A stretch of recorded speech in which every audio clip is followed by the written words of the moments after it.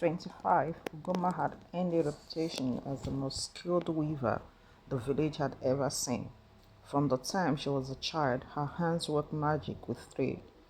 Ugomma was advised to travel to Bakura in order to earn more money with her skills. As she was in the market, a traveler gave her a royal emblem. The following morning, Ugomma packed her fabrics and made her way to Bakure market. An open spot near a store selling carved wooden masks and carefully laid out her fabrics. The rich colors shimmered under the sunlight, drawing curious glances from passersby. Not long after, a woman dressed in fine garments approached. She picked up a deep indigo cloth and ran her fingers over it. "This is excellent work," she murmured. "How much?" Ugomma hesitated, remembering the stranger's words at the village market. "Never sell your skills for less than they are worth." 10 gold pieces, Ugomma said firmly. The woman raised an eyebrow. "That is quite high for a village weaver." Ugomma met her gaze. "Because it is worth it." The woman studied her for a long moment, then smiled. "You are bold. I like that." She handed Ugomma 10 gold pieces without further argument.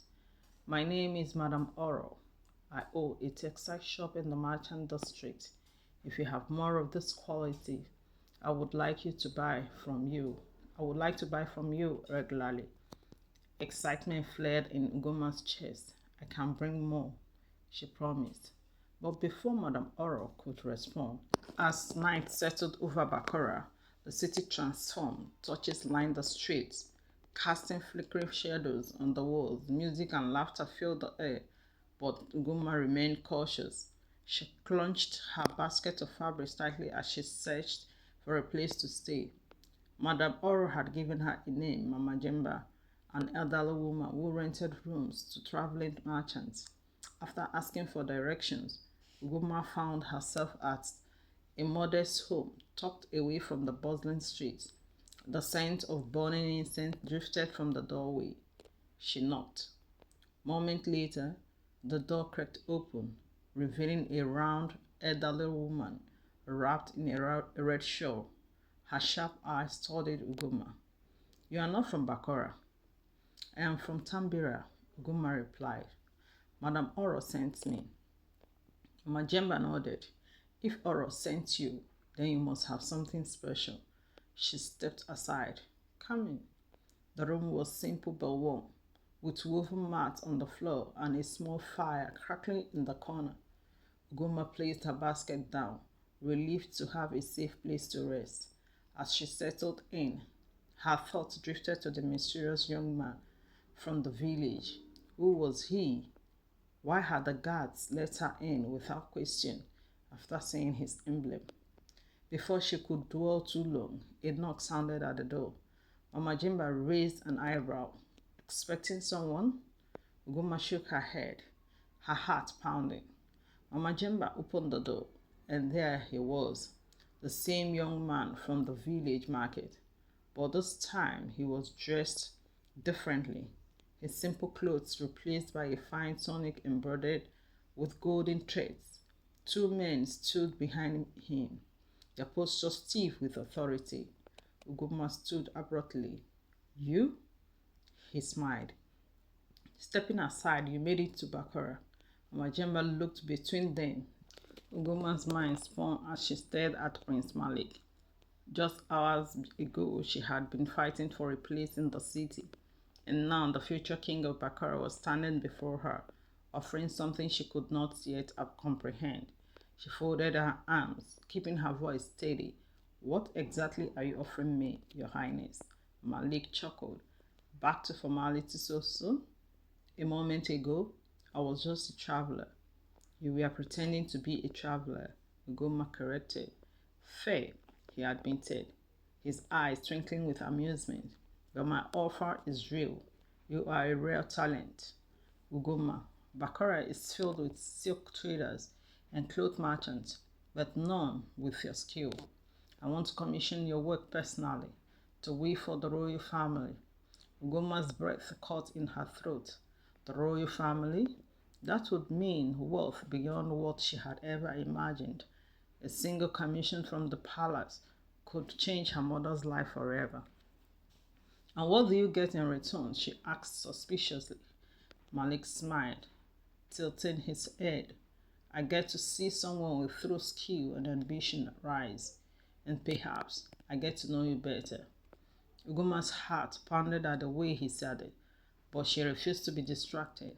You are a prince. You could choose any weaver in the kingdom. Yes, Malik admitted, but none of them have your fire. I want someone who does not bow too easily, someone who values herself. He leaned slightly closer. I want you. Ugomma's breath hitched, but she quickly steadied herself. And if I say no? Malik didn't seem offended. Instead, he smiled, as if he expected her resistance. Then I will respect your choice, but I do not think you came all this way just to settle for less. Ugomma clenched her jaw. He was right. She had left Tambira to carve her own path, to claim her own success. But was she willing to step into the world of royalty? Mama Jemba, who had been silent until now, finally spoke. Child, do you understand what you are being offered? Weaving for the palace is not just about skill. It means power, influence, and protection. But it also means being in the eyes of those who envy you. She gave Malik a knowing look. Not everyone in the palace will welcome a weaver with a prince's favor. Ugomma considered this carefully. Jabri had already proven that success could attract dangerous attention. If she accepted Malik's offer, she would be stepping into a world where politics, ambition, and power played dangerous games. Still, she met Malik's gaze with unwavering determination. I will wait for the royal family, she said, but only under my own name and business. I will not be owned. Malik grinned, as if she had passed a test. Agreed. Ugomma felt a strange thrill in her chest. She had come to Bakura seeking success, and she had found it. But she had also found something else, an undeniable connection to the prince who saw more in her than just a village weaver. What that connection would become, she did not yet know. But one thing was certain, her journey was just beginning. The next morning, Ugomma woke to the sounds of the city stirring. Merchants setting up their stores, the distant clink of blacksmiths at work, and the rhythmic drumming of palace guards changing shifts. Today she would step into the world of royalty. A royal carriage arrived for her just after sunrise. Its polished wooden frame gleamed in the morning light, and two guards stood at attention, waiting to escort her. Mama Jemba gave Ugomma a proud but wary look as she climbed inside. Keep your wits about you, child, she warned. A palace is not just gold and silk, it is also whispers and daggers. Ugomma nodded, gripping her basket of fabrics tightly. She knew stepping into the palace meant stepping into power, and power always comes with enemies. The palace of Bakar was breathtaking. Grand arches towered over the courtyard, their stone carvings telling stories of warriors and gods. The scent of fresh jasmine filled the air, and fountains bubbled in the gardens where peacocks roamed freely. Ugomma tried to appear unimpressed, but inside she was in awe. Malik was waiting for her at the entrance, dressed in a deep blue tunic embroidered with golden lions, the royal symbol. He smiled when he saw her. You clean up well, he teased. Ugomma rolled her eyes. I came to work not to impress you. Malik chuckled. We will see about that. He led her through the palace halls, where nobles and servants alike whispered as they passed. Ugomma felt their eyes on her, curious, skeptical, perhaps even envious. She kept her head high.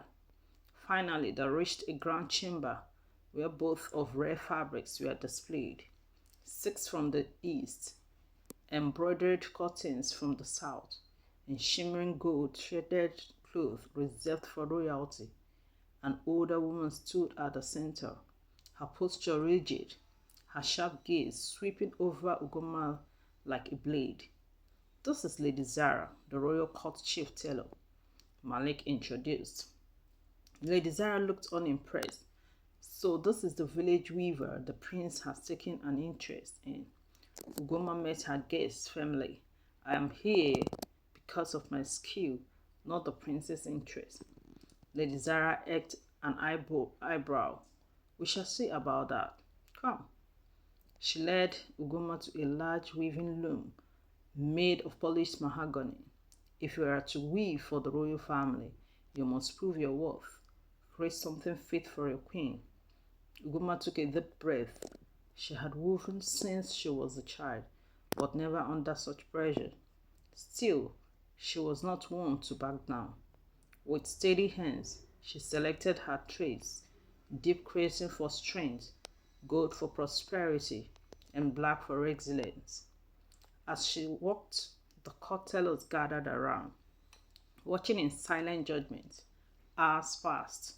The sun dipped lower in the sky, and then finally, Ugomma stepped back. Before her lay a masterpiece, an intricate fabric depicting the great bamboo tree, symbolizing endurance and wisdom. The colors wove together seamlessly, telling a story of power and grace. The room was silent. Even Lady Zara seemed momentarily speechless. Malik grinned. "I believe that settles it." Lady Zara cleared her throat, masking her surprise. "It will do." Ugomma smirked. "It will be more than do." Malik chuckled. "Welcome to the palace, Ugomma." She had done it. She had proven herself. But as she glanced around the room, she noticed not all eyes were welcoming. Some, like Lady Zara, held something else, something dangerous. Success in the palace would not come easily, and neither, she suspected, would love. Word of Ugomma's triumphant spread through the palace like wildfire. The village weaver who had impressed the royal court was now the talk of Bakura. Servants whispered in the halls, nobles cast lingering glances her way, and some even began inquiring about her work. But not all attention was welcome. As Ugomma walked through the palace gardens the next morning, admiring the vibrant flowers and marble fountains, she overheard two noble women speaking in hushed tones behind a carved stone pillar. "She thinks she belongs here because the prince fancies her," one scoffed. "She's nothing but a weaver," the other replied. "And if she is not careful, she will be reminded of that soon enough." Ugomma clenched her feet but kept walking, refusing to give them the satisfaction of seeing her react. However, later that evening, she received a clearer warning. As she returned to her work chamber, she found her room overturned, her trays scattered across the floor, and a piece of fabric, one she had carefully woven earlier, slashed apart. Her stomach tightened. Someone wanted her to know she was unwelcome. A sudden voice made her whim around. "You have made enemies quickly." Malik stood in the doorway, arms crossed, his expression unreadable. Ugomma exhaled sharply. "It seems talent is not enough to survive in the palace." Malik walked closer, examining the damage. "No, it is not. Power comes with those who control it, and power can make people desperate." His voice softened as he met her gaze. "But you are not one to scare easily, are you?" Ugomma lifted her chin. "If they think this will make me leave, they are mistaken." A slow smile spread across Malik's face. "Good." He reached out, brushing a stray braid from her shoulder. The small gesture sent a strange warmth through her. "You should be careful," he murmured. "There are those who will not tolerate seeing you rise." "And you?" she asked, searching his eyes. "Do you tolerate it?" Malik's fingers lingered before he pulled away. He smiled, turning playfully. I do not just tolerate it, Ugomma. I admire it. It recalled in Ugomma's mind long after she left the throne room. She had expected resistance, but now she understood. This was more than just nobles whispering behind her back. She had stepped into a world where power was guarded fiercely, and her very presence threatened the balance. She returned to her chamber that evening, determined to focus on her work. If she was going to survive in the palace, she had to prove that she belonged, not just with words but with skill. But even as she tried to steady herself, a feeling of unease crept in. The king's warning had not been idle.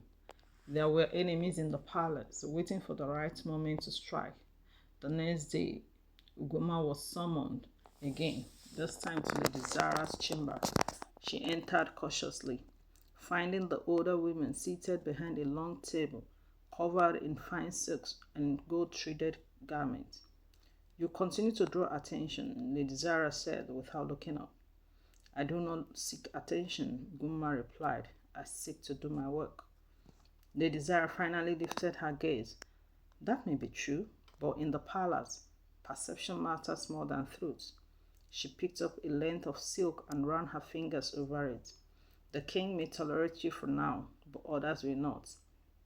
You have made powerful allies, but also powerful enemies.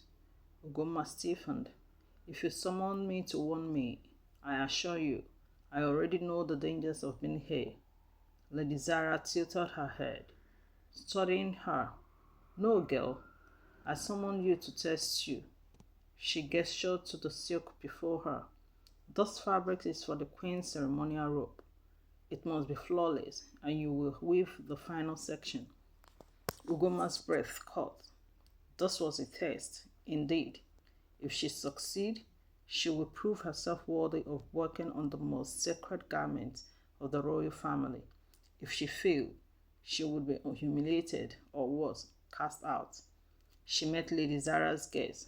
I will not fail. The older woman nodded, then began. For hours, Ugomma worked, her hands moving skillfully, weaving the gold thread into intricate patterns. Each stitch had to be precise, each detail flawless. Sweat beaded on her forehead, but she refused to let her hands falter. She was aware of Lady Zara watching her, of the silent judgment in her eyes, but Ugomma did not allow herself to be intimidated. Finally, as the sun dipped below the horizon, she stepped back. The fabric gleamed, the golden patterns intertwining like rivers of light. It was her finest work yet. Lady Zara examined it carefully, running her fingers over the weave. Then, for the first time, she nodded in approval. It will do, she said simply. Ugomma exhaled, hiding her relief. Lady Zara met her gaze. You have proven yourself for now, but be careful, girl. Talent is not enough in this palace. You must also be wise. Ugomma nodded. She had passed the test, but she knew more challenges awaited her. As she left Lady Zara's chamber, she felt the weight of unseen eyes upon her. Someone was watching, someone who did not want her to succeed, and soon they would make their move. The palace had grown colder, though the air was warm. Ugomma could feel it, not in the temperature, but in the way whispers followed her, in the glances cast her way, and in the silent tension that wrapped itself around her, like an invisible net. She had passed Lady Zara's test, but she knew that only meant the stakes had risen. And then the invitation arrived. A servant appeared at her chamber door that evening, a scroll in hand. For you, he said, bowing before leaving as quickly as he had come. Ugomma unrolled the parchment and frowned. The seal was unfamiliar, not the royal crest, nor any noble house she recognized. The message was simple. Meet me at the garden fountain. Under the moonlight, we must speak. There was no signature. Her first instinct was to ignore it, but something gnawed at her. Curiosity, perhaps, or the quiet realization that ignoring palace games did not make them disappear. If someone wanted to speak to her in secret, she needed to know why. That night, dressed in simple clothes to avoid drawing attention, Ugomma made her way through the palace corridors. The halls were mostly empty, save for the occasional guard making their rounds. She kept her steps light, her breath steady. The garden was bathed in moonlight, the fountain at its center glistening like silver. Flowers swayed in the night breeze, their scent thick in the air. Goma waited. Then a figure emerged from the shadows. She tensed, prepared to run if needed. But when the moonlight revealed the man's face, her breath caught. It was Lord Jabril, a high-ranking noble, one of the king's advisors. Ugomma, he greeted smoothly, stepping forward. You are even more fearless than I expected. She folded her arms. What do you want? Jabril smiled, but it did not reach his eyes. Straight to the point, I admired that. He circled the fountain slowly, as if choosing his words. You have caused quite a stir in the palace. I only do my work, she replied. And yet you have caught the prince's eye. You have impressed the king. Even Lady Zara, who does not praise easily, has acknowledged your skill. He paused, then added, That makes you dangerous. Ugomma's fingers curled into her cloak. Dangerous to whom? Jabray's smile widened. To those who prefer the palace to remain unchanged. He stepped closer, lowering his voice. I have a proposition for you. She stiffened, and I am not interested in palace schemes. Oh, but you are already in one, he countered. Like it or not, you have been pulled into the game, and I am offering you the chance. Be careful, Weaver. Not all threads are meant to be woven. And then he was gone. Goma exhaled slowly, her mind racing.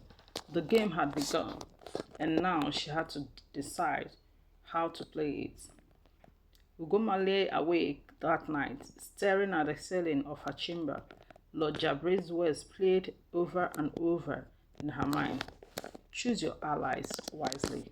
She had entered the palace hoping to make a name for herself through hard work, but now she was caught in something far bigger. The nobles saw her as a threat. The king was watching her, and now one of the most powerful advisors in the kingdom had offered her an alliance. What did he truly want? And more importantly, could she trust him? The next morning, she found herself summoned not by the king, nor by Lady Zara, but by Malik. The palace guard led her to the prince's private garden, a hidden sanctuary behind the eastern wing. Malik was waiting beneath a tall palm tree, dressed in a deep blue robe embroidered with gold. His expression was unreadable as she approached. You are troubled, he said, studying her face. Ugomma hesitated. Could she tell him about Jabray's offer? Would he see it as a betrayal, or would he understand? Finally, she said, Someone warned me that I have made powerful enemies. Malik's expression darkened. Jabray. So he already knew.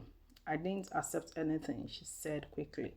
Malik exhaled, rubbing his jaw. Good. He gestured for her to sit beside him on the stone bench. When she did, he leaned forward, his voice quieter. Jabray is dangerous. He plays his own game, and no one truly knows his end goal. Allying with him might bring you power, but it will also put you in a cage of his making. Ugomma shivered slightly. She had suspected as much. What should I do? She asked. Malik studied her. Do what you have always done.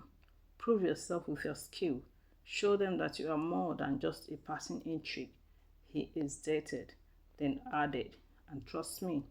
Ugomma's heart skipped slightly at the last part. She had fought so hard to stand on her own, to prove that her success came from her work and not from favors. But there was the Prince of Baccarat offering her something few people in the palace would ever have. genuine support. It's something deeper. Though neither of them said it aloud, Ugomma nodded. I will. Malik smiled, a flicker of relief in his eyes. Good. But even as they sat there, a quiet moment stole in between two words. Ugomma knew this was only the beginning. Jabril would not take her hesitation lightly, and her enemies in the palace were waiting for her to make a mistake. The shadows were closing in, and she had to be ready. For 3 days and nights, Ugomma worked tirelessly. Her fingers moved over the room with the precision of a master, her eyes burning with exhaustion but refusing to close. Each golden thread she wove was a declaration, a refusal to be broken, a promise that she would not be defeated. And through it all, Malik stayed by her side. He did not weep, but he kept her awake with conversation, telling her stories of his childhood, of the hidden corners of the palace that few knew about. He made her laugh when frustration threatened to overwhelm her, and when she faltered, he reminded her why she was fighting. You are meant for more than this, he said quietly one night. As she paused to rest her aching hands, they try to tear you down because they know what you are capable of. His words settled deep in her heart. She would prove them all wrong. On the third night, just before dawn, she sat down her tools and took a deep breath. It was finished. The new fabric was even more exquisite than the last, its golden patterns flowing like rivers of light, each stitch telling a story of resilience. Malik exhaled in relief beside her. It's beautiful. Ugomma smiled tiredly. It's ready. Now all that remained was the final test, presenting it to Lady Zara and the Queen. The next morning, Ugomma carried the fabric to the royal chamber where Lady Zara waited. The older women inspected the work in silence, her fingers gliding over the delicate patterns. Finally, she looked up. This, she said, is perfection. A breath of relief escaped Ugomma's lips. Lady Zara nodded approvingly. You have passed the test, Ugomma, and more importantly, you have proven that no amount of sabotage can break you. Ugomma's heart swelled with pride, but just as she turned to leave, Lady Zara spoke again. You should be careful, she said, her voice lowered her. Your enemies fall this time, but they will try again. Ugomma met her gaze. Then I will be ready. Lady Zara studied her for a moment before a rare, knowing smile crossed her lips. Yes, I believe you will. That evening, as Ugomma stepped out into the palace courtyard, Malik was waiting for her. She walked toward him, the weight of the past 3 days still heavy on her, but lighter now, knowing she had won this battle. Well, he asked. She smiled. I did it. Malik grinned. I never doubted you.